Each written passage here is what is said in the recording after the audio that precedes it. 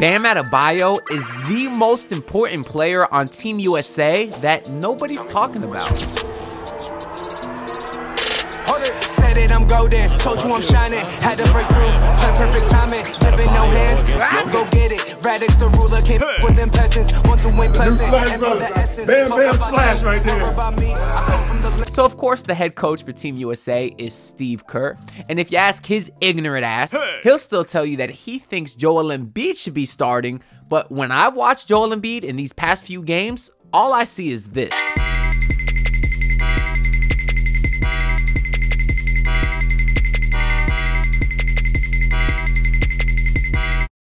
Meanwhile, Bam Adebayo is absolutely wrecking havoc on both sides of the floor and showing that he is truly one of the best basketball players in the entire world. And you just love to see this beautiful development from Bam, because I still remember from the 2020 Olympics when Bam was cut for Mason Plumlee and Brook Lopez, a decision that Greg Popovich still regrets to this day.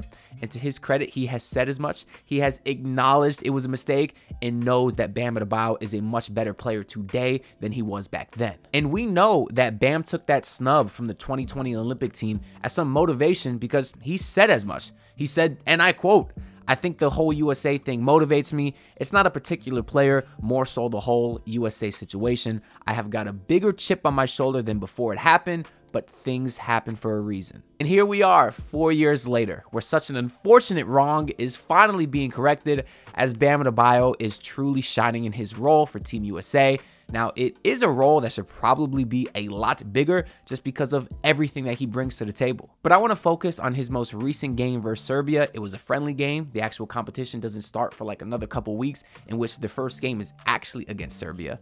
But in this friendly, he posted a cool 17 points, 8 rebounds, 3 assists, shot 6 of 9 from the floor, and 3 of 5 from the land of milk and honey, as my guy Jason Jackson likes to say. So I want to go through his clips from that game and showcase his versatility and why he might be the most important player on all of Team USA. So almost immediately after checking into the game, Bam gets a nasty putback slam.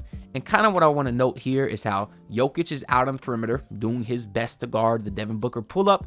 The other Serbian big man is boxing out Anthony Davis, but Bam is so fast to crash the glass that no one's able to put a body on him, and he gets the putback slam. This is just great hustle and energy here from Bam. And on his first 3 of the game, you see some pretty great ball movement from Team USA, but also great off-ball movement from Bam.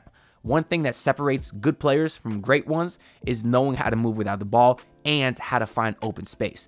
Great players are always moving without the ball, so in this case, you see Bam passes. He waits for Booker to vacate that left corner, then Bam relocates, catches the pass off a clean ball movement, and then he releases the 3 right away with all the confidence in the world. And this goes without saying because we've been saying it for a while now. His jumper form is beautiful, great extension, solid follow through, great arc on the shot, and that's why he swishes almost every shot he took today. And on this next play here, Bam catches the ball at the right wing 3-point line and then drives left using his left hand, which allows him to use his body to protect the ball from getting stripped.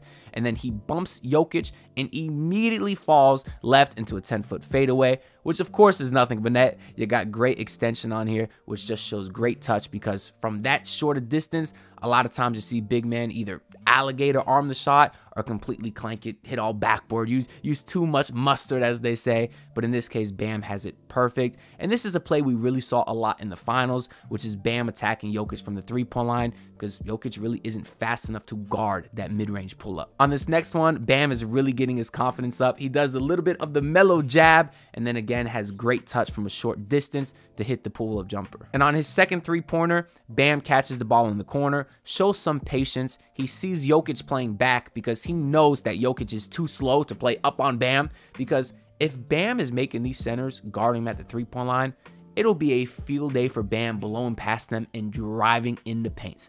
And obviously Jokic is particularly slow. That's why he is initially playing back. That's something that Bam recognizes, and he pulls the jumper with all the confidence in the world and drains it once again. And on Bam's third triple, he slips the screen for Devin Booker, pops out to the top of the key, Booker then drives in, and Bam continues spacing the floor by remaining at the top of the key. And then Haliburton hits him with a quick swing pass, and with no hesitation, Bam cashes the triple and holds the little follow-through pose, just showing all the confidence in the world. And this is just a great hustle play by Bam, where he stays active, reaches all the way back to suck in that rebound, and then it eventually leads to a Steph Curry triple.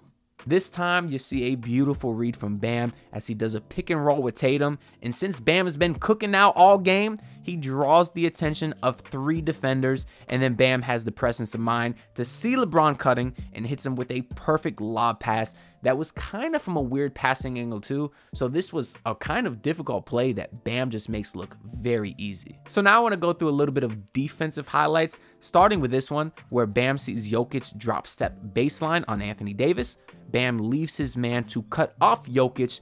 Jokic is now forced to pass out, and Bam quickly boxes out his man, ensuring that his team can secure the rebound. It's Davis against Jokic on the spin. The help comes baseline, so he creates up top, and that. Now we see Bam guarding Jokic. He switches to guard the guard on a pick and roll attempt, and then switches back to Jokic on the roll, cuts off his right arm, forcing him to go left, allowing Anthony Davis to cleanly get the block.